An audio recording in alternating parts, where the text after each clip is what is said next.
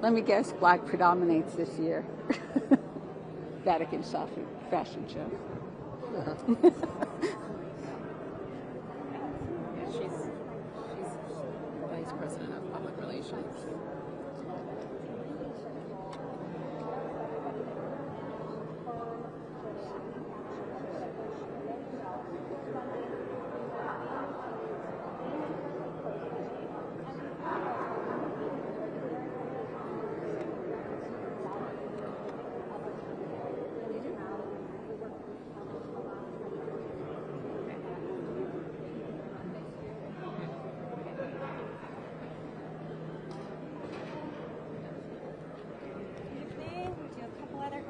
While kids get settled, does anybody need a county center comment?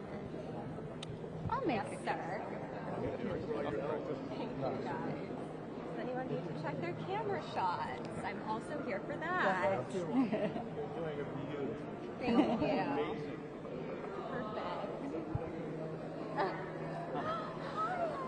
Oh my gosh, I didn't see you on our list. How's the North Lawn without me? I think it's doing pretty good. Miss you guys. Oh, that's great. Okay, let's do something. All right, Roma. Who are you wearing tonight? Oh, this is House of TV. We tried her on this morning and she fits. Amazing. You look gorgeous. Now, what are you most excited for tonight?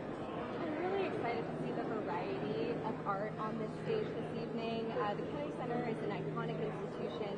It represents every fabric of who we are, which is the rainbow. It represents the wide spectrum of art that this country brings, all of the talent that is overwhelming from these honorees, and it's a privilege to have them here tonight at the Kennedy Center.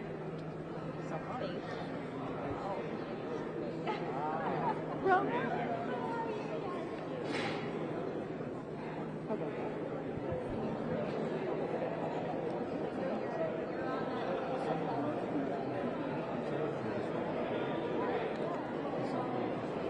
When I'm done, I will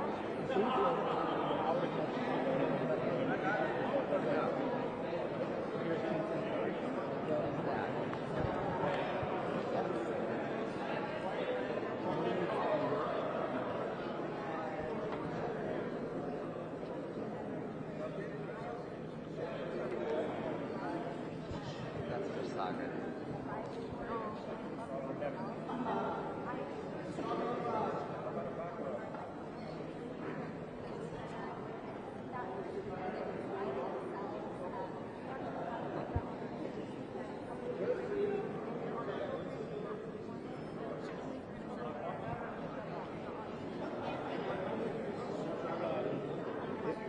It should be.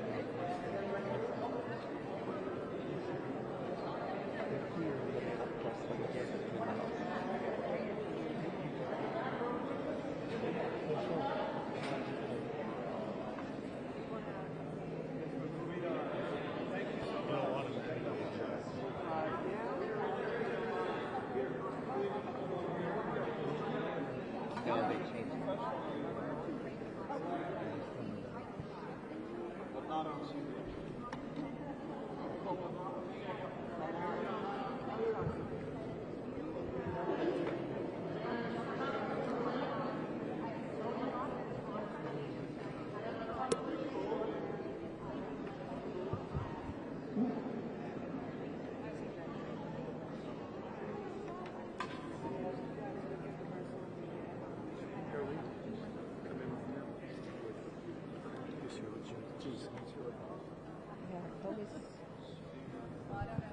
On the ground, strong.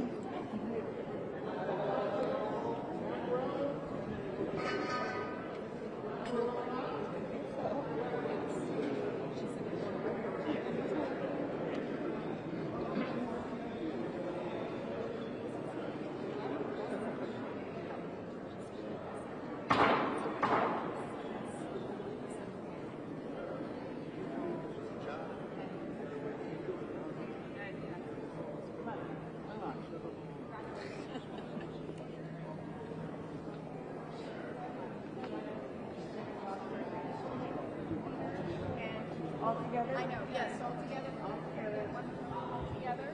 All together.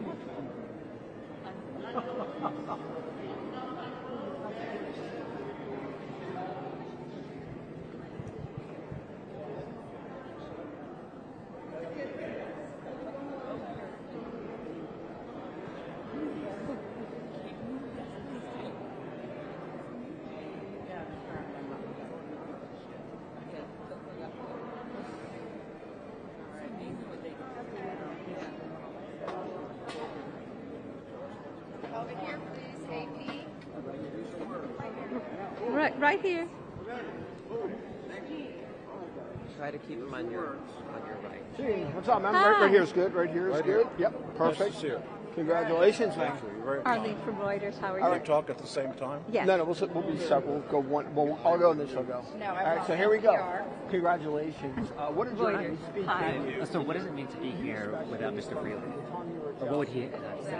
Well, it's still a celebration, and we can mourn him and celebrate what we've accomplished. I'm really the child of the American dream. We came here with nothing. Our parents were people who fled during World War II and aspired to something great, worked hard, and never expected a handout. And we're the result of that. So it's an honor to be here. And what's the secret to giving the performances that you give that are so iconic? I think you're always trying to please yourself. If you're second guessing the public, you're going to go wrong. It's like a relationship where it falls apart and you say, I thought you wanted me to be like this. So the best thing you can do is be yourself, and if you please yourself, you'll please someone else. Authenticity?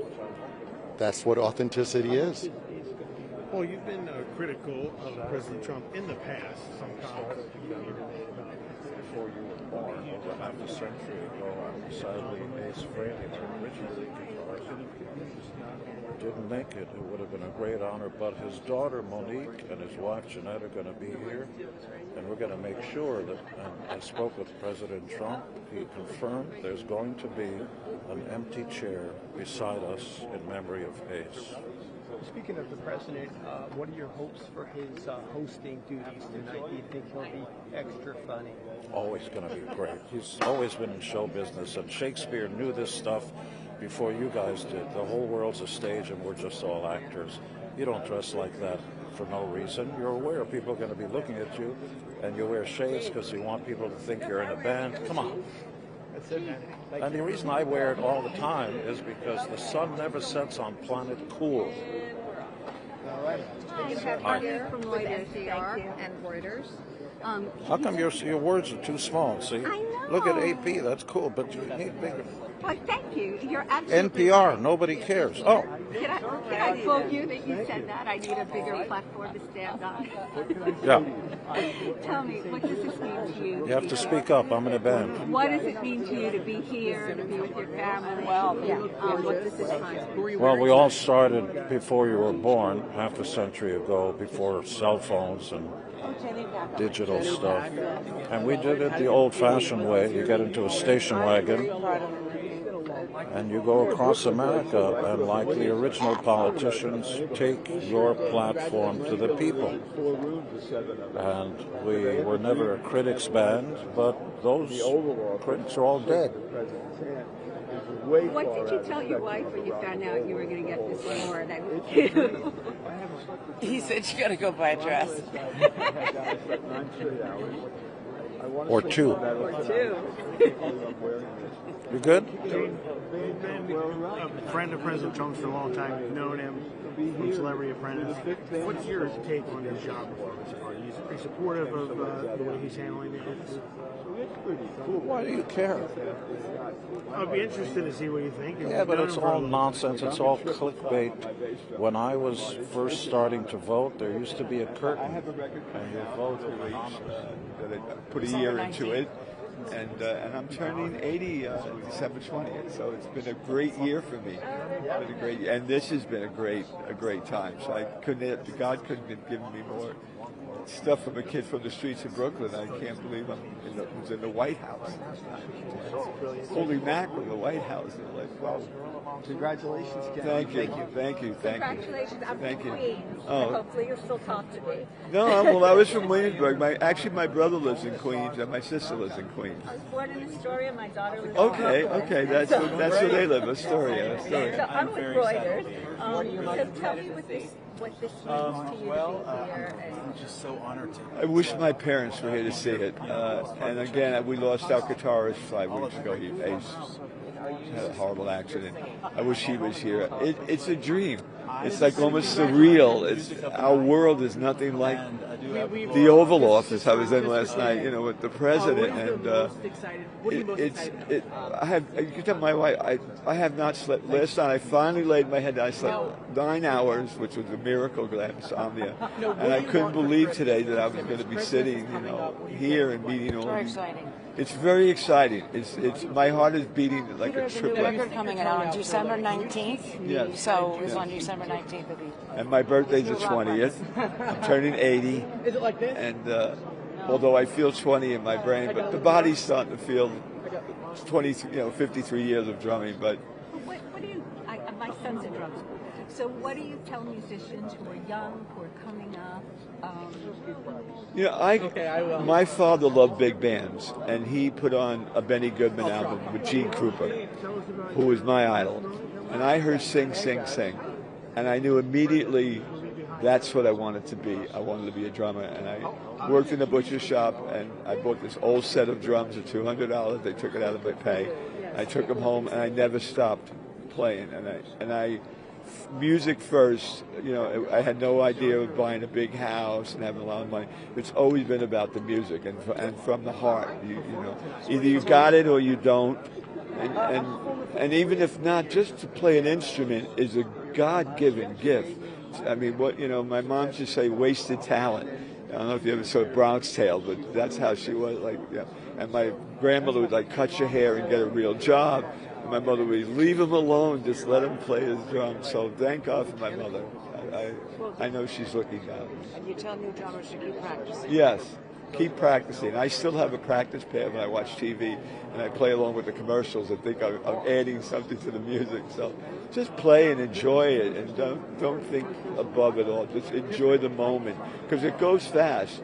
I mean, I don't believe I'm turning 80 next week, and here I am at the Kennedy Center. So that's my information for drummers. Thank you so much. God bless you. It's good to meet a Brooklyn girl. Hi. How you doing? Good.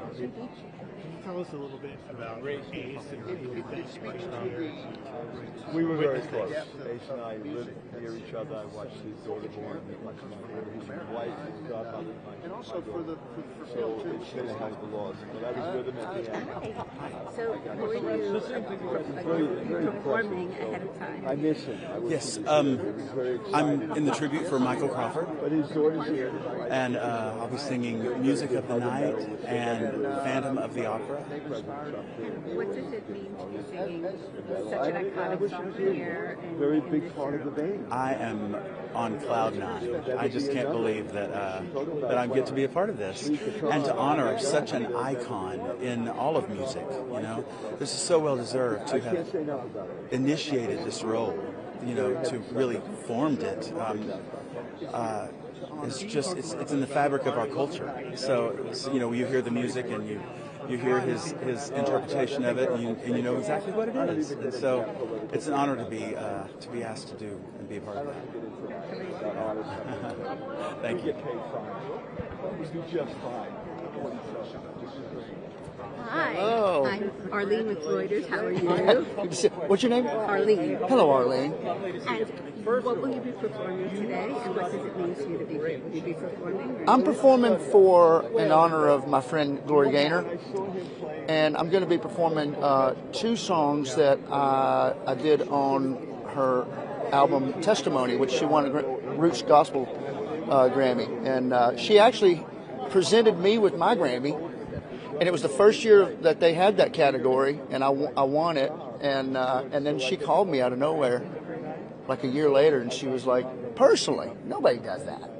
And she called me personally, and she was like, "Hey, I want to win that gospel Grammy like you did, and I know you know how to win one, so I want you to come do it with me." So I did the record with her, and she actually won it. Give me just the refrain, a little bit of what you're going to sing. So we're going to do it's going to start with an a cappella version, just like on the album, Jason Crabb and Chris Blue and I. So sing me like 3 minutes. And we're going to do, it's going to go like, through the storm, through the night, lead me on to the light. Take my hand, precious love, lead me home. You deserve a second Grammy right now. That is beautiful. Thank you. That's absolutely beautiful. Thank She's you. going to love it. Thank you, She's guys. going to love it. Thank you. It's going to be amazing, man. And it couldn't happen to a more deserving person. She is a beautiful ray of sunshine for all of us who know her. So, well, we women just think of her as man, strength and power. that's what she is, man. That's what she is. All my friends, all the young kids, she uses some people in my band. Sometimes they can't keep up with her. She's 84 years old, and she's still traveling the world doing it. So, wonderful. Yeah. Thank you, Arlene. Thank you.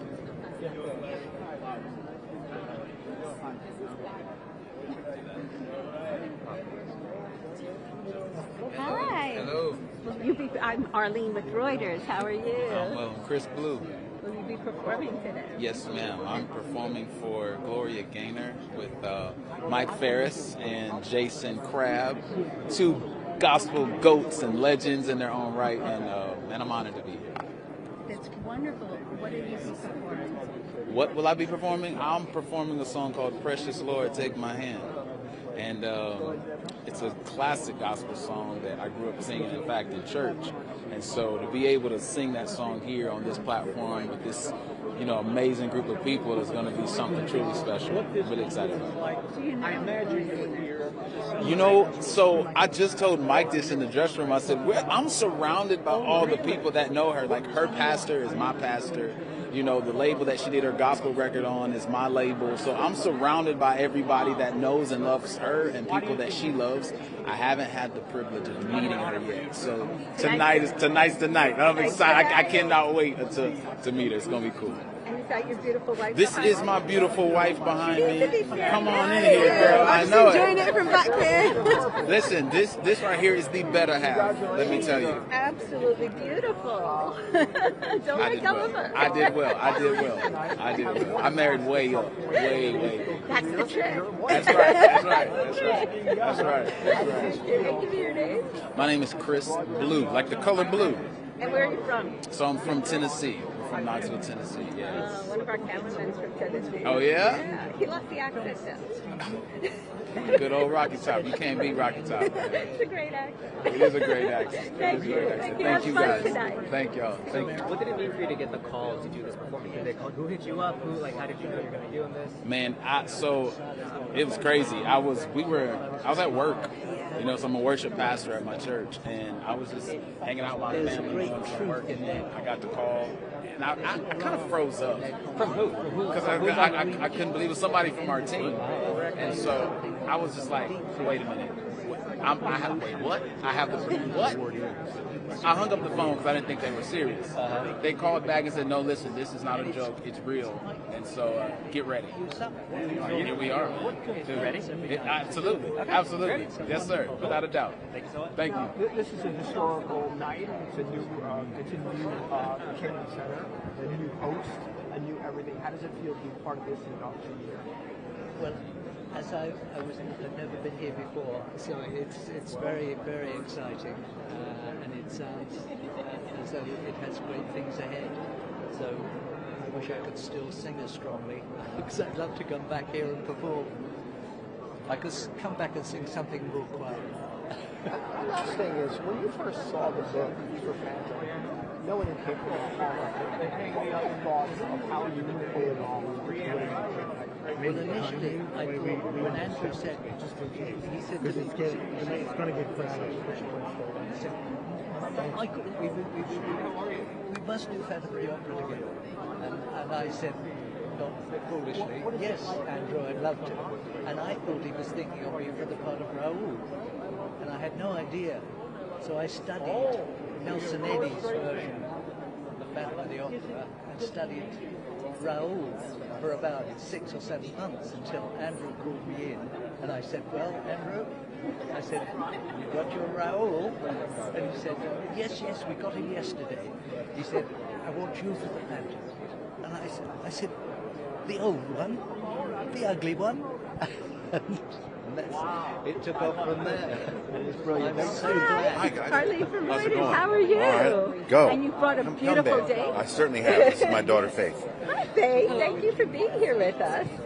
What does it mean for Dad to be here? I don't know. See, he really doesn't know. But for me, it's a big thing. So, Kennedy Center Honors has been something I've really respected and participated in throughout the last few decades, and so I'm here to just keep alive the tradition, and I'm glad to sort of revivify the whole idea that we can still come together and celebrate the arts, and it doesn't have a political overlay, at least for most of us. The president is very involved in this year. He really is. It's extraordinary, and he actually. I mean, I didn't realize how much work and the money he's dedicated to redoing the center. It's amazing. I mean, the word is that it was pretty much falling down. I mean, I remember here the last time with Jerry Herman, I was like, looking pretty shaky. And it was not a good thing. So, I mean, I'm really excited about it, yeah. I thought so. I wanted to say hi to Michael myself. Hey.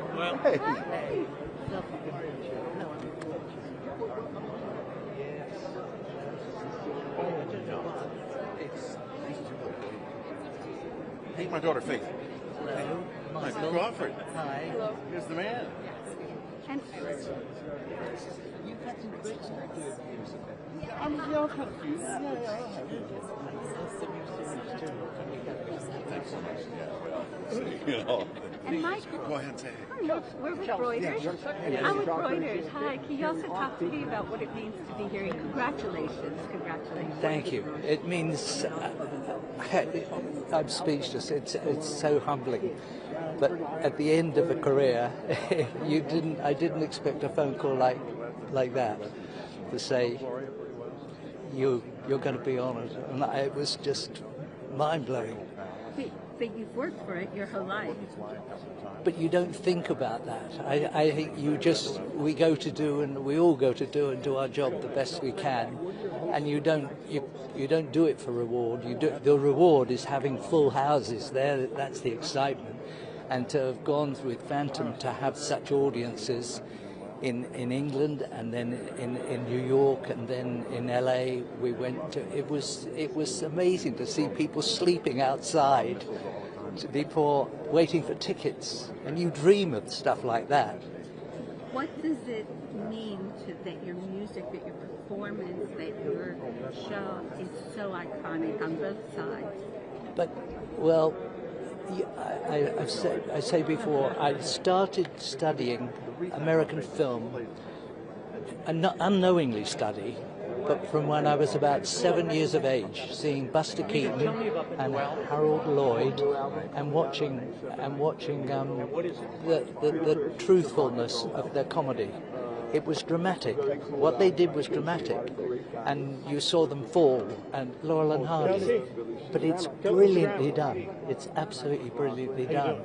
And you keep that inside you, and you analyze it, and the further you move on your career, to then work with Gene Kelly, and meet and work with him for months on end on Hello Dolly, I learned a discipline growing up. I learned to be brave. Like, you had strength. You worked from the tips of your fingers to the tips of your toes, and that's where a character comes from, and that applied to the Phantom. So I made it hurt every night. It hurts to use the entire. It's athletic. And hopefully that gets through to an audience. What would you tell young artists coming up now? What would you tell young artists? Has it changed? To watch people like that and feel the truth when you're performing a part. Live it for those few minutes that you're playing it, or those few hours that you're playing it. Live those moments. Live that life of the lyric that you're singing. Live it. Understand. Brilliant lyrics by Sondheim. They should make you weep when you sing.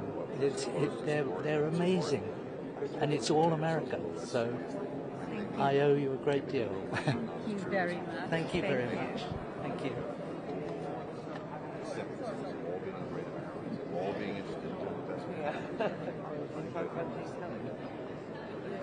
How are you, Johnny?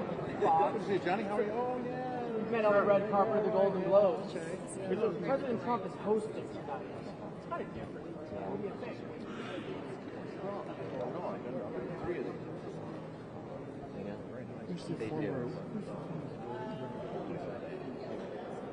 Hopefully you'll do the YMCA at the end of it.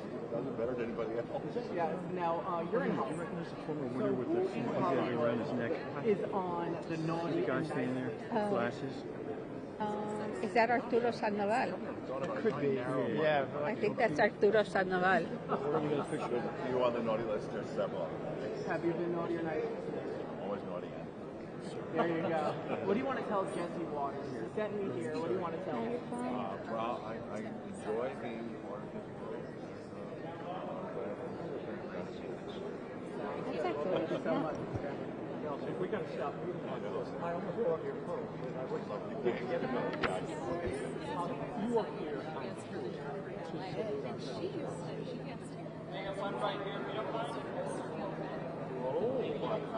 But you work with flying. You work with flying.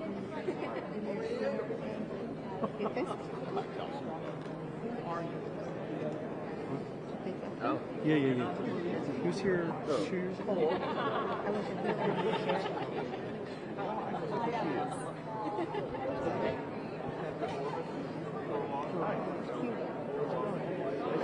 Thank you so much. So, when you read or saw the video of the president having this new outdoor sound system at the White House, and he blasts Phantom of the Opera on Fridays right now at the White House, what was your reaction when you can hear it all the way out into the park? I rang everyone I knew and said, watch the news, watch the news. It was on the news in England. of the recording that we made, and you could hear, and it was mind-blowing. I mean, it's not something you would ever think would happen to you. That the President of the United States was playing your music, and it was on the news coming out at the White House. So extraordinary. So I really appreciate having him appreciate the music. Now, when you spent a lot of time with him last few days, what's your take on how he's leading the country? Are you supportive of the job he's doing? I've no idea. I'm not here politically. I'm here as an artist, and I love the Kennedy Center. Has always done a good job, and it's been an institution which I hope now is continue, and so much more investment we hear is going into it, so it'll be even better. Yeah. The pandemic took a toll on Broadway, as you know, and just live theater. What needs to be done to bring it back and put more bodies in the seats? Well, I think COVID was the turning point, so who knows? It's the same all over the world. It's taking a long time for people to come back, to want to travel a certain amount of distance to go to the theatre. So it's been very damaging. I haven't worked since COVID. There's not the same demand for larger shows, large musicals. Disney is still doing stuff, and that's admirable. And there's a great new show called Paddington Bear in London. Arturo. Hi. How are you doing? How you doing? How are you? Arlene from Reuters. Hi, how are you? So here we are. Lady first, man, come on. Lady first. Thank you. Yeah, go ahead. First, could you just talk to me about what it means to have your music here as part of this? Actually, it's not my music. I'm going to play for his brother, Sylvester Stallone. I'm going to play the theme of Rocky. Gonna fly now. Gonna fly now. Yeah, that's what I'm going to play for him. That's so exciting. Yeah. And what does it mean for you to be here? Oh my goodness, I got this last year, right? December 8th, 24, and it's a huge honor, especially for the guy. I came from the countryside of the island of Cuba, and I was a kind of a hopeless kid, and when I get to this country, God opened so many doors for me, and I'm so grateful to the U.S. I love this country like nobody. I'm going to talk to you. I'm Cuban. Nobody's perfect. My father's from Caracas, my mother's from La Habana. Wow, we grew up in Artemisa, a little village in Pinar del Rio, and my father was a car mechanic, and we were so poor, and then the music saved my life, and I did one album in Cuba. Since I'm in the U.S., I did 49, 30 nominations, 11 Grammys. Kennedy Center Honor and Presidential Medal of Freedom. When you look at the Cubans today, the ones who are coming over now, I cry. The people are starving, struggling, and hopeless, which is the bottom. When you feel completely hopeless, you hit the bottom, and it's horrible. So it's 67 years of dictatorship, with no freedom, with no respect or any human right, with no election, with no nothing. The whole cities are full of garbage, tons of garbage all over, and it's a lot of virus in the country. A lot of people are dying in the daily. Unbelievable. It's something so horrible. It's one of my biggest dreams to see Cuba free again. And what has music and what has the United States opened? ¿Qué puertas se abrieron en los Estados Unidos? Everything. I just get here. I start teaching in the university in Florida. I have to making records. I got all kind of recognition. I wrote a lot of score for movies. I wrote the last 2 scores for Clint Eastwood, The Mule and Richard Jewell. I cannot ask anything else from God, because I think I've been so blessed, extremely blessed. And my family, my son here with me, is very successful graphic artist, By the way, he just flew today from Miami from the Art Basel. He got his own place in Art Basel for many years, and I cannot be more happy. You know. I celebrated 50th anniversary, wedding anniversary with my wife. No, I'm blessed all the way. Thank you so much. Thank you. Okay, sir. Yes, sir. All right. How are you? Good. How you doing? Congratulations. Associated. That's associated. Christmas is coming. Has President Trump been naughty or nice to you? Well, I care about America being strong and being able to protect ourselves, and we need to find more ways to get more wealth to the middle class and blue-collar people, and I think we're doing things now in America to hopefully create jobs and get more wealth to the lower half of our community. Have you been naughty or nice this year? Thank you. Frank, how are One you? more thing at the He's FIFA. been nice. You've been nice this year? She is the best person. What'd you say? I was just asking you about the FIFA event that you were at. Trump said there may need to be a name change for the NFL because of football. What do you think of that whole thing? American football. I'm going to let the experts deal with that. Football to me is American football. Get on the other. Thank you.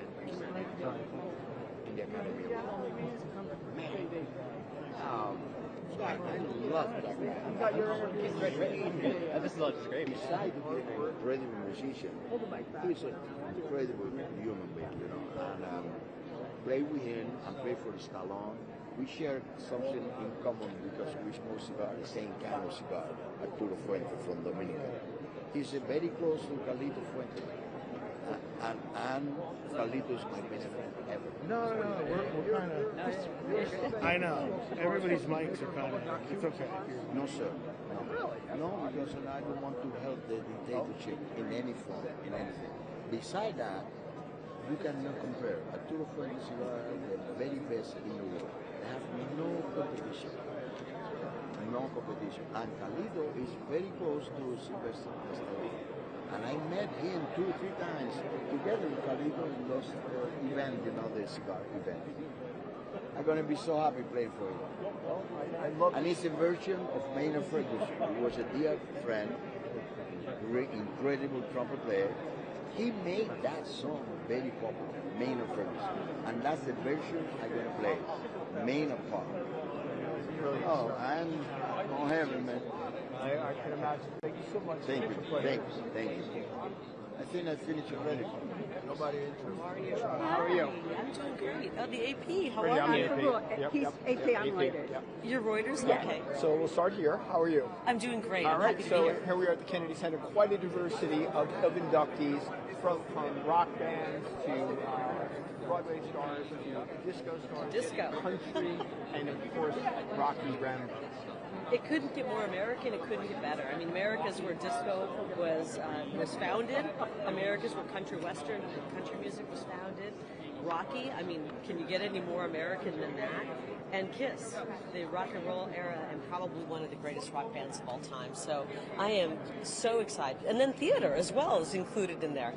I'm so excited. I think it's a great class of inductees, and I'm really looking forward to hearing tonight the music. Now tonight's host. What are your hopes for tonight's host, and what do you think he's going to be able to pull off? And who are you talking about? I'm talking about the president. President Donald J. Trump, the chairman of the Kennedy Center. Well, he is the master of communication. He's the master of the arts. I mean, President Trump loves the arts. This is why he said, when he saw what was happening to the Kennedy Center with fiscal mismanagement and allowing this beautiful building to fall apart, he said, we can't let that happen. We're not going to let that happen. And he worked really hard to make sure that money was made available to rebuild this and make sure they fixed it and brought it up to par and get it in its fiscal house in order. So I think tonight we're going to see an incredible statesman and an incredible showman at the same time on stage. And then my last question is, obviously, at the very beginning of this, there was a change in programming in what was considered, say, family-friendly or family whatever. What are your thoughts on, as we move forward now, to how that adjusts and the type of content that does come to the Kennedy Center. I'm not sure what you're referring to. What I'm saying is that like there was some stuff that was no longer acceptable at the Kennedy Center. Well, I mean, nobody is into garbage, DEI, LGBTQ plus, all that stuff. Nobody wants that woke stuff. It's not entertaining. You want to see how the movie industry's been ruined in Hollywood by pushing and forcing down our throats this woke garbage. And the Kennedy Center said, we're going to bring in amazing art. I know that people in the media are shaking their heads and shocked by this, but I'm telling you, the American people don't want it. And I know Reuters is offended that I just said that. And Reuters doesn't, they want the woke garbage, but we want arts that are just entertaining and not trying to force an agenda down our throats. And so I'm looking forward to it. But there's something probably in between those two that is acceptable. We don't want woke garbage. We want entertainment, arts, beauty. Okay, thank you. Did you like woke garbage, PC, woke garbage? I think that's up to the beholder to understand what it is. You're right. Beauty is in the eyes of the beholder, right? And you can tell by the amount of money that Hollywood is losing at such a rapid pace. They're crumbling right now, that nobody wants the woke garbage. And so thank God Ambassador Grinnell came in and said, we're not going to do that. We're going to push through the great arts, and I think we're going to see that tonight. The class of inductees are not woke. They're not about LGBTQ plus, i.e., DEI, none of the alphabet stuff. They're just about entertaining the audiences and being excellent at the craft. Do you disagree with that? I don't disagree with that, but I disagree by just saying that someone's LGBTQ that would mean that's not acceptable. Are you kidding? The arts, LGBTQ, there's a lot of people who are that. But it used to be that there was just entertainment. It wasn't political. It wasn't trying to shove an agenda down our throats. And I know that the AP and Reuters, I can just see Reuters, she's over here practically crying her eyes out because I'm saying all of this. But the fact is, the American people are the consumers of this, and they want to be entertained. They don't want to have a political agenda pushed at them. They don't want LGBTQ plus trans, DEI. They don't want that garbage. They want to sit when they spend their money and be entertained. And we haven't had that for the past several years. And I think Hollywood will come back when they realize that. So I'm looking forward to tonight. There's nothing PC about Kiss. They just put out great rock and roll. Nothing PC about disco. They put out great music. Nothing PC about George Strait. He put out the greatest country music ever. And I think this is just an incredible evening where everyone's welcome. Everyone's coming together. We get to put aside our differences. We get to let our mind be free of any political differences we have and just enjoy the arts. I'm looking forward to it. Thank you. Thank you. Hey, Chris. Hi, how are you? How are you? Nice to see you. Good, nice to see you. So, where you from? From the Shutterstock Okay. video. So you're gonna see tons of lawmakers, tons of politicians tonight. What's your message for them? Anything that is in your wheelhouse? Any issues you're concerned about? 100%. Well, Chenille and I were blessed to have 3 beautiful children, but our first child, Johnny Christopher, was born when he was 20 months old, had pediatric cancer. So we've dealt with that for over 6 years, pediatric cancer, and 1 child every 2 minutes is diagnosed with this disease. I know President Trump has been working feverishly on trying to put more money towards pediatric cancer and other childhood life-threatening diseases, and that would be my message. We can never have enough money for our kids who are dealing with life and death and should be dealing with what to play with. It's a really important issue. Since you mentioned President Trump, generally, what do you think of his job performance right now? Do you approve of kind of his leadership and how he's handling the country? I think what he's doing in a lot of ways is fantastic, and I'm really excited to see where the country goes and how his policies are going to affect us, hopefully in a profound, positive way. Thank you so much. Thank you so much. Mr. Angel, how are you? Hey, Johnny, how's it going? how are you? Good to see I'm you. a big fan of, your boss. Thank you so much. Yeah. I'm a big fan of him too, I think. Yeah. Well, come on in. Yes. Before I get to you, Mr. Angel, what are you wearing? This is gorgeous. Philip Klein, and who are you wearing? Well, this is actually my costume shop made this for me, and this is based in all of my tattoos that I have. Jesse Waters, I can get you one. You can do all of your tattoos. Well, you don't have tattoos, Jesse, but we can get some. Have me on your show, Jesse. What are we waiting for? I'll do some magic for you. Can you make him disappear? For enough money, anything is possible. And then you could take his slot, but I don't think you can fill his shoes because I can't feel Paul Stanley's shoes. Look at those shoes. Look at those shoes down How are there. you? John Curti. All We right. spoke in our Thank you studio, so much. AP. I appreciate it. Yeah. How are you? Congratulations. Thank you. How does this feel? It feels like a dream. It's incredible. It's a dream come true, and because, as I said before, I've seen the people who have gone on before me. I've admired their talent, and to be counted among them is absolutely incredible, and I'm just floored. Yeah. Thank you. Congratulations. Thank you. What Thank does you. this mean to you? It means to me that, can I say I've arrived? Yeah, I think I've arrived. I think you've already arrived. Yeah, well, I mean, but to be recognized in this way is like the pinnacle. And I'm so incredibly happy and honored and excited. And yeah, it's great. Thank you. Thank you. Thank you. Hi, Gloria. Hi. Congratulations. Can I ask one more question? Mhm. Your music, your song is an anthem of strength Mhm. to people, to women. Yes. What does it mean to you that you've become that symbol of strength, and how has that been part of your life? It means to me that I am fulfilling my purpose, and I think that's something that everyone hopes to do in their lives, and I feel incredibly blessed that I'm able to do that, because not everybody realizes their purpose and are able to accomplish it. And so it feels like an accomplishment for me, and to be honored for that is like makes me happy beyond measure. Giving people hope. Yes, absolutely. Laura, let's see you on the So, Gloria, I read many reports about since 2023, you've donated a lot to Republicans. I was wondering why you support the Republican Party. I Can you support explain a people little who help people, period. I don't care. I don't care about that. Thank you. Gloria, we're going to keep taking you down the carpet. Miss Gaynor, how are you? Johnny from Fox, how's it going? Well, yes, I'm wearing. So my favorite song is "I Will Survive." So now, when President Trump got elected, the first Democrats, they were afraid, they were petrified. How are they going to And you survive? are allowed to tell them what you're doing in the show. We're just not telling the honoree. Okay. So here we are. Who are you wearing today? 50, along 51 years ago. 50. Next year will be 50. Yeah, okay. Here a little "I Will You made Survive." magic with the music to this film that still lives on. To be here tonight to involve Sylvester Stallone, how does it change for you? Well, his career has shown his versatility, writing, directing, acting without a doubt.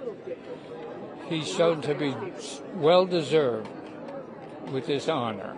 And for me to be here, of course, after 50 years and still, not only still be alive, a lot of people from the early Rocky movie are not with us.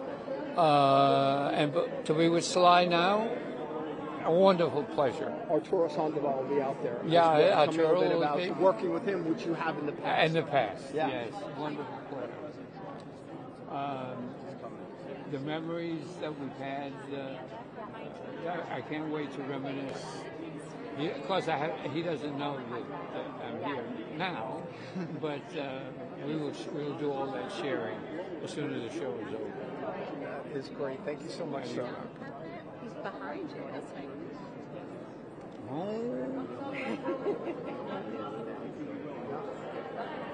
I'm going to run into him. I'm going to run. Keep it surprised. Secretary Burgum.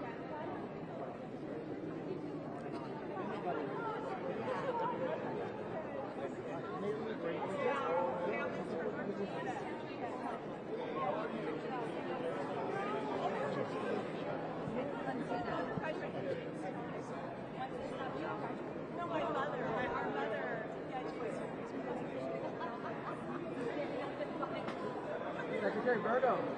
How are you, Johnny? Good. Good to see you, man. Good to see you. How's it going? It's going great. We were just having a little North Dakota moment there because his slides, his wife and sister, all of these folks, they all got prototype. They just all grew up in small towns in North Dakota. One of them just said she graduated from the same high school.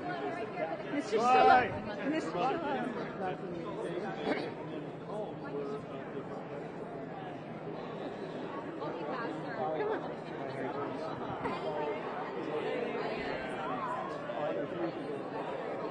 know Andrew Dickens. That's amazing. Now, which cabinet Roma. We're just going to get one, right? We will. Yeah, thanks. Roma. Can you have them stand here so we can all share instead of having them stand here and then we're blocked? No, if we stand here, we can all get it. I can't share orders, as you know, so let us get our bike and you guys can. We can. Our You policy can't. is we don't. Now, what do you want? I think what we want, what everybody wants is peace and prosperity, and how fun Trump got 8 more solved, and let's get the 9th one done by all. Let's get it done. Now, what do you want to tell Jesse? Well, I mean, Jesse was like, how come I'm not on the board? It's the only show that they have that I can watch every night. And we love watching Jesse and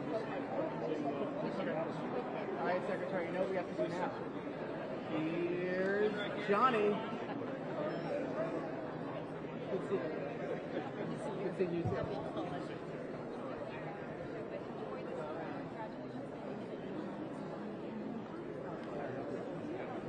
Mr. Stallone. Mr. Stallone. Mr. Stallone, can you tell us? Mr. Stallone, congrats. Congrats. How does this feel? Yeah, AP, how does this feel for you to be here tonight, man? How does it feel? How does it feel? Well, you know, it's kind of like being in the eye of a hurricane. You're not sure yet until you're able to analyze it. Like, this is an amazing event, but when you're caught up in the middle of it, it's hard to take it in until the next day. You know what I mean? But I'm incredibly humbled by it. It's been quite a journey. What it took for you to make that film after as a struggling actor and all the things you had to do to be here today, looking back on that struggle in making Rocky, how do you feel? Well, it's interesting you say that because I've never been goal-oriented, ever. And a lot of people are shocked when I say that because you just do what you do. And I thought the Rocky, the one thing I have in common with 99% of the world, we're all underdogs. I mean, we all start out as underdogs. And we persevere, and hopefully we kind of attain our vision. But that's the one thing that really, I think, was the key to Rocky, is that you didn't have to be a white collar, blue collar. Everyone related to the struggle. You know? That's particularly American, isn't it? We say that, but it is American. It really is, because we came in fighting. Let's face it. You know, since the Pilgrims landed here, it's been an uphill battle. So yeah, we're very relatable to struggle. The film captures that fight, which I think is part of its. I know, but it wasn't like an obvious ploy. It just happened. You know. Thank you, guys. Appreciate it. The president, Mr. Stallone, the president had such is so. You know, he really finds so much emotion in your work and so much inspiration in your work. What does it feel like to have the President of the United States? It's the ultimate, but it's one thing that we have in common. Even though he's been incredibly successful in his life, and we have, there's still a portion of us that consider ourselves underdogs. We're not completed works of art. We still have a long way to go to be really self-satisfied with who we are. And it's an ongoing struggle, and that's what I think kind of blends us together, at least in my career. Are you satisfied with who you are right now, or is there something left? No, we got to work on the paint. We got to work on the outside a little bit. Yeah, I am to a point, but the satisfaction comes in the admiration of others. If you're admired, then you should be sort of satisfied with yourself. Like the fact that I have an amazing wife and children, and that's where the admiration comes from. In the beginning, whether actors like to admit it or not, they need the love of strangers, the admiration of people in the dark, the audience. But as you grow older, you realize you need the ones that have been with you throughout the struggle. And the audience, though valuable, they come second. What did you tell your wife when you won this award? Oh, I told her how much I loved her, and that she's my award. Thank you. One last question. We're going to go behind you. Last question. You described President Trump as the second George Washington after the election. Yeah. How do you feel now? Do you still feel that way? Yeah, I do. I think he's an extraordinary man. This is the toughest job in the world, and it's really easy for people to be critical, and I get it. I mean, you are, because we're dealing with tremendous confrontation around the world. But I still, and I said it last night, I think he's an extraordinary human being. The one thing that people don't realize, and I've known him for 30 years, he's very, very gracious. Like, he'll remember your kids' names. He'll call, like, during a serious situation, he goes, "Oh, how's your mother? How's she doing?" You know, little things, and no one knows about that. That's why the fellow I know is quite different than the way he's reported about. But I like the man a lot. And you spent some time with J.D. Vance at that reception. Yeah. Do you think he would be a good person to succeed the movement that Trump has started politically? Oh, without a doubt. I mean, he's really an elegant man. His wife's amazing. Kind of like my wife over here. Come here, beautiful. Come on, my love. Yeah, I found him to be very elegant in his demeanor. He was quite humbling. Not humbling, but he was quite generous in his words to me and to my family when he didn't have to be. I didn't expect it.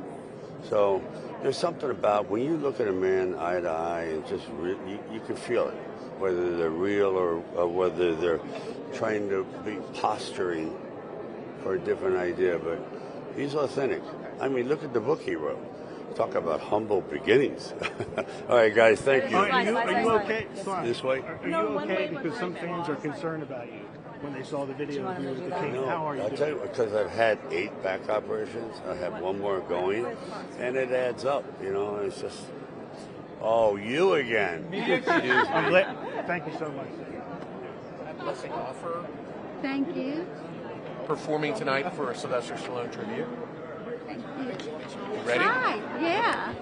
Okay, Hi, this is how are you? Arlene from Reuters. How are you? What's your name? Arlene. Arlene, good to meet you. Nice to meet Likewise. you. Can you tell me what you'll be performing today? We are playing a couple of pieces that Bill composed, and I'm on piano playing with the orchestra.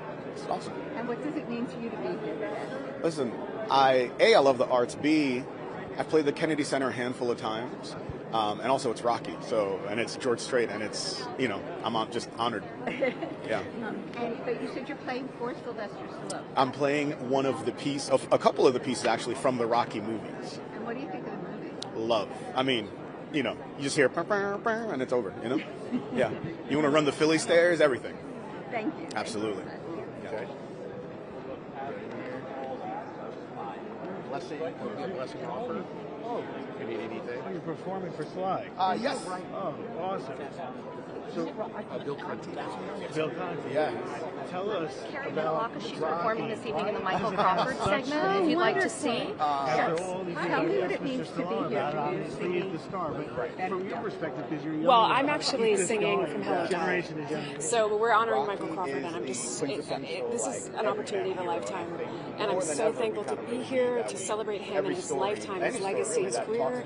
And he really paved the way for those of us who came after him and got to do musical theater on Broadway and in New York. And so it's very full circle. I'm really, really thankful. And I'm excited to sing it to him as well. Really, it's going to be amazing. I think we rehearsed really well, and the band sounds great. The orchestra sounds great. To be honest, it came completely out of the blue.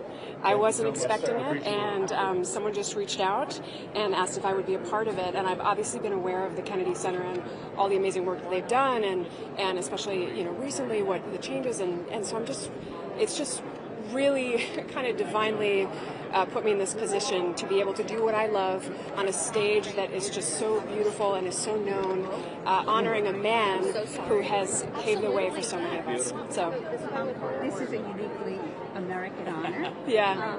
And I'm just saying how honored you are, that in the United States. Yes. Yes. What does that part mean to you?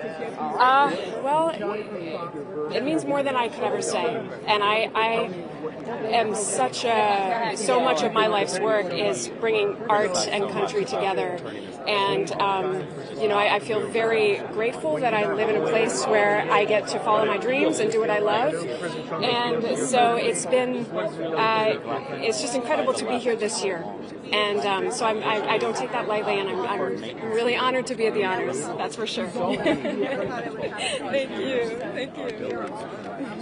That we should tear down the Kennedy Center. You know, when it rained, our roof would leak, the sewer system below would back up, we had pipes bursting, elevators didn't work, our fountains out front when I arrived didn't work.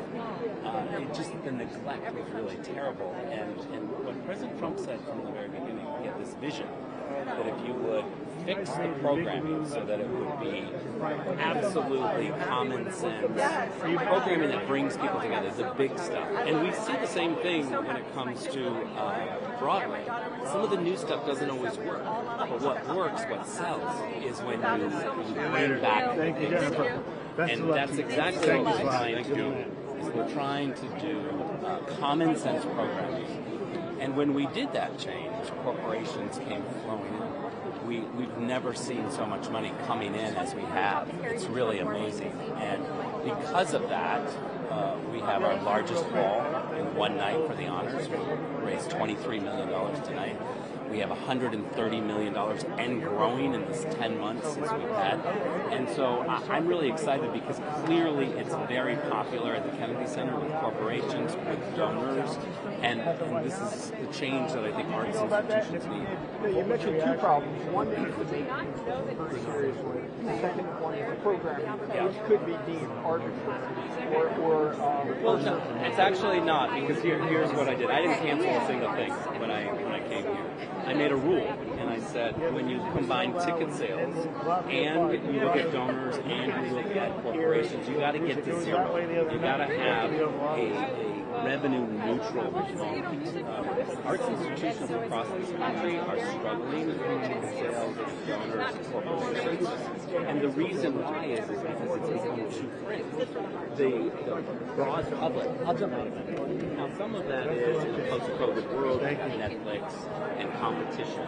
But the reality is that what the Kennedy Center has now taught every arts institution across this country is if you fix your programming to a broad base, to do things like play dance, to do things like Chicago, to come in here, Stuttgart Ballet, Vienna Philharmonic, corporations are being rolling in with that money that is desperately needed. Ticket sales across the country, every single arts institution has been a problem. I mean, the New York Times, which I don't really usually quote, just 2 months ago did a front page story that said Broadway is dying, ticket sales are dying, people aren't coming out to Broadway anymore. And so I think President Trump has shown us is that when you fix the programming so it's more common sense and broad-based and not fringe, then you bring in a lot more money. And by the way, let me just finish with this. I love some of the fringe, niche programming. I think some of that is needed. I think educating people and pushing the boundaries, but you cannot do that if you're not financially viable. And so we needed to fix the finances. We've done that, and let me give you one final example. We had 94 people in the development office here. 94 people raising money when I arrived. Today we have 16. We saved $4.5 million. Great, thanks. How are Nice to you? see you again. Nice to see you. Sorry. Hi. Since we're in D.C., I have to ask you, I know you're very outspoken about the whole situation with Israel, where it stands right now. Are you happy with the progress being made under Trump with the peace in the region, and where's your advocacy at right now? My advocacy over the past 2 years has been for humanity. I've always tried with my social media to stand for humanity and just share the real, raw, personal stories of what has been going on there. I have personally been back to Israel 7 times in the past 2 years. I'm going again in about a week, and I always try to use my my platform to show what's going on. I'm very grateful for what has happened. Our hostages are home, and that was always what I've been advocating for the release of our hostages, and I'm just so grateful that our hostages are home. Looking at the conflict as a whole, what do you think is the biggest misconception from what you see on social media and what everybody's saying about the conflict? Unfortunately, nowadays there's just so much propaganda, and with AI, and just it's hard to know what to believe, right? And so that's why for me it was so important to physically go on the grounds. I actually also went into Rafah, into Gaza as well, to be with the people there. So I think it's really hard to know what to believe nowadays, and so for me I always try to show the real, authentic truth. Yeah, how do you combat that? By continuing to post and by using my platforms of 14 million followers to show what has been going on. Thank you, Martina. Absolutely. Thank you. I appreciate you. Thank you so much. Thank you. It thrills my heart to know that they are honoring her tonight. Nobody, in my opinion, deserves it any more than her. She's absolutely beautiful. Everybody needs to know her as a person. I wish everybody could just sit down and have tea with her or coffee. She's amazing. Well, she certainly added to the canon one of the most inspirational musical numbers of our time. I Will Survive. Absolutely. And, she speaks for a lot of people, and she is the forerunner. She has done so many great things. I remember when the digital music first came out and the artists weren't really being compensated the way she went and advocated for so many people. She's that type of person, not just for herself, but for everybody else. And if you know her, this night is really special. I mean, it'll bring a lot of tears, I think, because she's that type of woman. And so I'm excited about, especially in a place like this, the Kennedy Center, and what a great place and what a great night. So thanks to everyone that made this possible. You have fun out there tonight. I'm going to give it everything I got. All right, man. Thank you. Thank you. Thank you. Good I appreciate it so much. Thank you. Hi, I'm Arlene with Reuters. Hi, how are you? Good. You'll be performing for Gloria Gaynor. I am. What will you be performing? I'm going to do it. So she did a gospel record that she actually won a Grammy for. And I got to be a part of that record. We did a couple of numbers together, and also we wrote a song together. And so I got to know her. She was, of course, she lives in New York. I was playing Carnegie Hall, and we started on Twitter just talking back and forth, and she said, I think I'm going to come out. And so here's what I did. I let her know that I was going to be there, and I'd love for her to come out. And she came out, and she said, I've never played Carnegie Hall before. It was a bucket list. I'm like, so we became friends. We talked. We got, and so anyway, this record, I'm going to be doing a gospel number that we did on there, Precious Lord, Take My Hand, and then we're going to do a song that she wrote that we're excited about. I'll just come out and sing a little bit of that, talking about Jesus. Can you give me just one line that you're going to sing? Oh, sing a little line? Okay. Hear my cry, hear my call, hold my hand, let's have fun. Take my hand, precious Lord, lead me on. Which number? Thank you so much. Thank you. And I was talking to her a little while ago, and I said she gives hope to people. Oh, she is that. And you feel safe. When she starts talking and when she starts, speaking to you, it's just like it's almost like she's a minister in such a way. It's like she gives you comfort, she gives you hope, she gives you all of those things. She makes you feel comfortable, safe. And I think it's got to do with the relationship, the spiritual relationship that she has. Thank you. Thank you for having me. Who are you wearing? Oh, I'm wearing Remac. There's no one else to wear other than Remac, my friend. But let me tell you something. Tonight is all about America. Tonight is all about President Trump bringing together the best talent and bringing us all together and recognizing that music is something that has a commonality. And we all love it. We all enjoy it. And this is about the energy that the president brings to America. God bless him and God bless his country. And you have a great singing voice. I am tone deaf, Johnny, and you know it. Okay, but my hero hero is singing tonight, George Strait. I have loved George Strait for decades. So as long as they sing Amarillo by morning, I'm a happy camper. Now, Judge, before you go, you're here in D.C., you're fighting crime, we miss you back at Fox. Yeah. But what's harder, fighting crime in D.C. or sitting next to Harold and Jessica? Fighting crime in D.C. is probably the toughest thing I'll ever do, and I miss Jessica, and I miss Harold, and all my friends on the 5. But you know what? This is a fight worth fighting, and I'm thrilled to be here. All right, we love you, Judge. I miss you. Miss you. Yeah. We'll see you soon. Judge, I have one for you before you go. Yes. Nice to see you again. So let me ask you about this, because you've encountered in D.C. a lot of issues when it comes to ICE. What did you think when you saw that video of the congressman, the Democratic congressman, getting in the way of ICE agents and telling them back off? I came out today. I didn't see. I'm sorry. I didn't see this. I'm sorry. I don't know what you're talking about. That's fine. I mean, I'm happy to talk about any case that I know of. I mean, I could talk about the pipe bomber. I could talk about Ramanullah Lockenwall, who came and shot 2 National Guardsmen. We've kind of been preoccupied with that. So you have been very busy. Yes. You know, when you talk about the pipe bomber, why so long?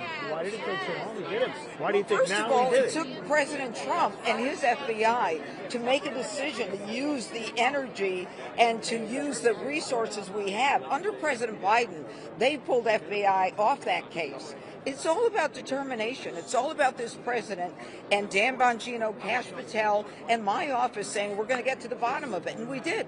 That's all you need is determination and drive and competence. Don't forget that. Take care. Thank you. Hi, this is Jason Crab. Hi, how are you? This is Shelley. Shelley, how are you? 2-time Grammy winner. Oh, thank you. So it's an honor. How are you? Oh, I'm so excited. He's doing Gloria Gaynor tonight. Oh, sure. I don't want to get in your way. Hey, Brett. How you doing? Very good. Good to see you. Good to see you. So much. We met Amy. I don't think we've ever met, you guys. Hi, Johnny. Nice to meet you. to meet you. Want to come over here? I'll grab you. How we doing? How's it going? Good to see you. Thank you for all you do.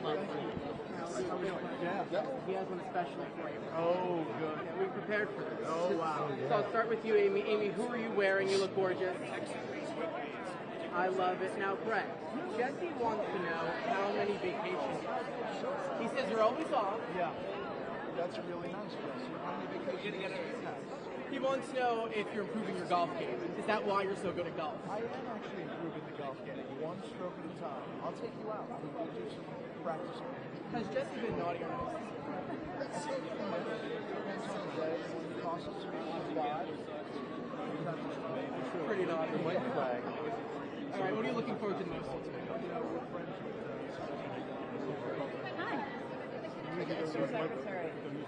How are you? Hi. Hey, guys. Hey, how's it going, sir? Great fun. This is so much fun tonight. Hi, how are you? Of course, no, my wife is on the board, so I'm a +1. That's the way it works. All right, so now, Coming point about tonight's inductee is quite a range of talent. Well, last night at the State Department, each of the honorees spoke for 5 minutes about their lives, and it was so moving and so personal, and it really created such an amazing setup for tonight's event. So we're really, really excited. well, thank you so much. And Allison, what are you looking most forward to? I'm most looking forward to President Trump emceeing tonight. I think it'll be great. It'll be so fun. How entertaining do you think he's going to be? I mean, it's a tough task. Oh, this president, he is so relaxed in front of these cameras, as you know, and he's so funny. I can't wait for tonight. It'll be so fun. Do you think we'll Thanks. get him to sit? I don't know about that. You might get him to dance, though. You might get him to dance. Secretary Letnick. Yeah, hi, How are you? How you doing? Great. Nice to see you. Nice to see you. Good to so, see you. Let's talk about tonight and the transformation of the Kennedy Center. What sticks out to you the most in terms of the transition that you're pleased with? right? Well, we know the Kennedy Center, when the president was inaugurated, was in tough shape, right? It had financial difficulties. They were paying their staff out of debt, and the president came right in, and he loves to fix things. You know, he loves that. So he painted the columns a different color. He's going to make this building so gorgeous. Got $250 million in the big, beautiful bill for this building. I can't wait to how glorious it's going to be.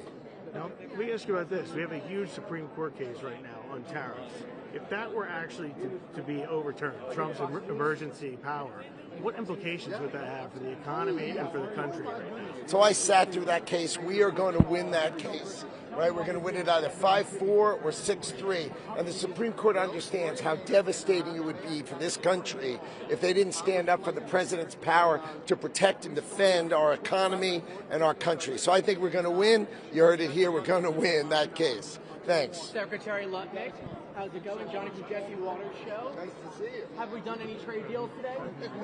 None today. You know, this weekend is Kennedy Honors, and I'm a +1. My wife's on the board of the Kennedy Center, so I'm here to support her. Oh, so you're the big guest tonight. So you know, Christmas season's here. Which cabinet member would you? Christmas season's here. Which cabinet member would you say is on the naughty list and who's on the nice list? Yeah.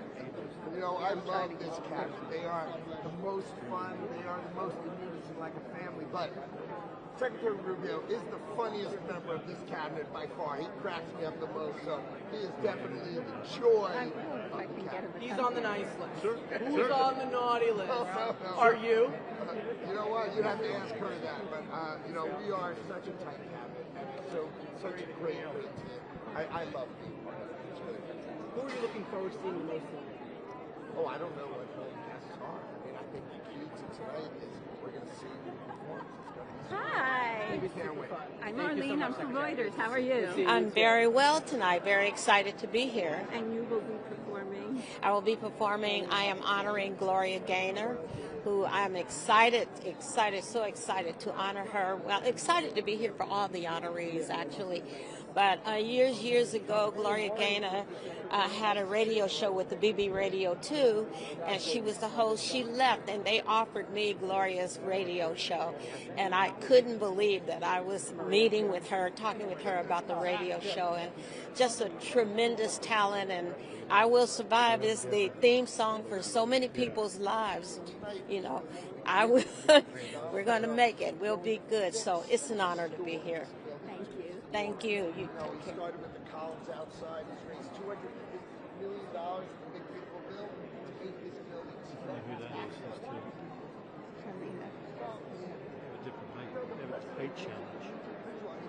They're up by like 2 feet. There's a couple. 6'5". It's like Brad and arts and sports. he's the oldest. This building is crazy. So, you know, right, it just doesn't work. Now he's going to make it beautiful. Tell me what you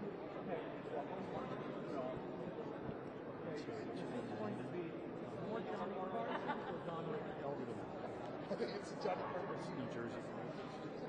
Liability. I'm going. Great to see you. Sure.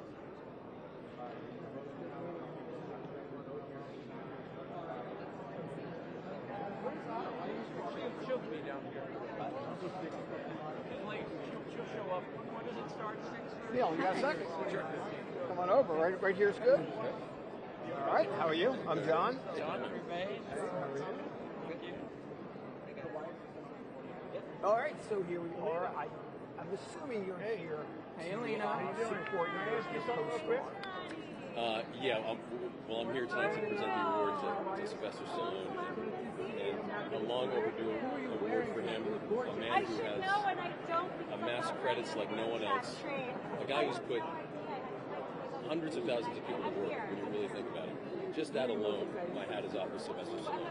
But his artistry, his writing, his acting, But that isn't even the best part. The best part is that Sly is one of the greatest guys I've ever met, and for Reve and I to be part of his family, and his wife Jennifer and his daughter Scarlett, who's on the set all the time, it's a real amazing family environment, and that's what Reve and I do in our film. So to be around Sly, it certainly rubs off on us.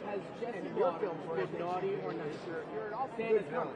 Thank you very much. Appreciate that. How does that feel?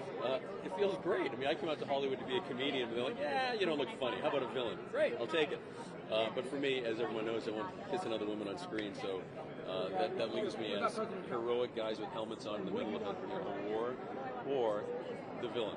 So I do them both with Smile or the Cowboy now, which is really great. I'm so blessed that my career has now become that I get to produce with my wife and write with my wife and create all-American themes and films that I've always aspired to do. And I think a lot of that comes from hanging out with Sylvester Stallone and having the confidence to stick to your guns, make sure that you have the confidence to pull it off and go for it. And that's what we're doing now, and we're about to do our 13th movie in the last 5 years. So. But we're keeping our villain fans happy. Neil just did a slasher, thrasher, that's horror film called Exalted, which comes out next year. Yeah, very excited Still playing the villain. Yeah, you gotta play them all. Yeah, I was going to say, yeah, you got to. I'm not letting you guys down. I'm going to keep playing villains for y'all. Yellowstone villain is pretty. Yellowstone was wicked. It was awful. It was so good. Anyway, thank you so much, sir. There you go. Pleasure. Are you from Reuters? Did you talk to me? Hi, how are you? Yeah, we have to go And I back. understand you're here for Sylvester Stallone. Yes, I am. And Yep. can you talk to me about why you're so happy to honor him? Well, who else to honor in Hollywood other than the guy who's, as I was saying, has employed tens of thousands of people. His movies have amassed billions of dollars. What he's done to the economy in America alone and across the world is truly remarkable. But it's the entertaining that he's done, all the films that he's done, the family guy that he is, and the American that he is, and the God-fearing guy that he is as well. Those are the things that Reve and I love to be around. And so, you know, he's unlike anyone else. So for tonight, to be here in the Kennedy Center, a guy from Boston, Massachusetts, myself, to celebrate that name and to be on stage to give an award to my favorite guy in Hollywood, are you kidding me? It's pretty awesome. When did you meet him? The first time we met was about 3 years ago on a Zoom when they were very interested in me to be on Tulsa King. They said, okay, great, in 5 minutes we're going to have a Zoom with you and Sylvester Stallone. We're like, what? And for the first 30 seconds, I'm like, oh my gosh, that's Rocky. I can't even think. I can't, and then once you meet him and start talking to him, he diffuses all tension, and he's just such a grounded human being. And we've had a ball playing in the sandbox on Tulsa King for the last few years. So what are you going to say to me about him? You're going to have to watch. Yeah, and otherwise we have to kill you. That's right, I'm the villain, remember? That's right. It's like we can't reveal. All right, we got to go. Thank you so much. Thank you. I lost. It's okay. It's my fault. I don't do that on purpose. I'm not that kind of person. No. It's okay.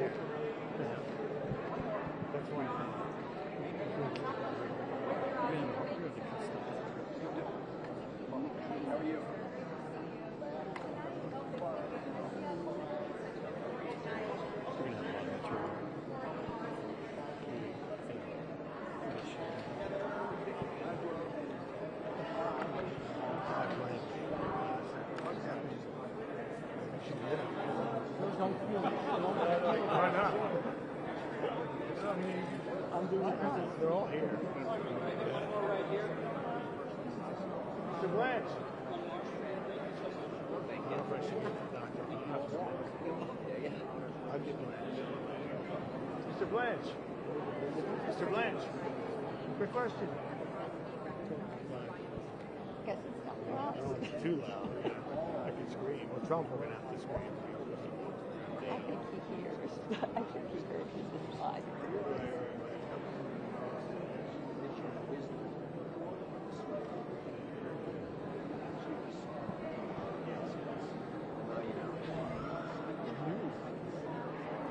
Sometimes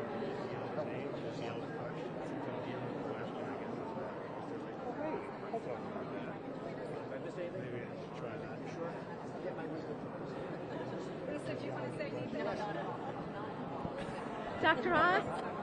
Hi. Hi, how are you? Okay, Arlene from Reuters. Hi, Nice Arlene, to how are you? My wife, Lisa. Hi. Wife of 40 years. 40 years. Best thing I ever did. She should be getting the award. Well, I'm telling you, I was offering it to her. He is my award. Aw. So here's my question. When I look at some of the people who've been awarded today, it seems to be that their message is hope. Yeah. We have I Will Survive, we have Rocky, we have, you're a physician.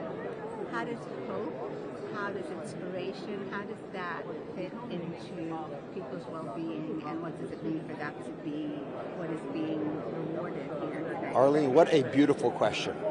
Our biggest enemy in illness, but also in America, is nihilism, when we actually lose hope.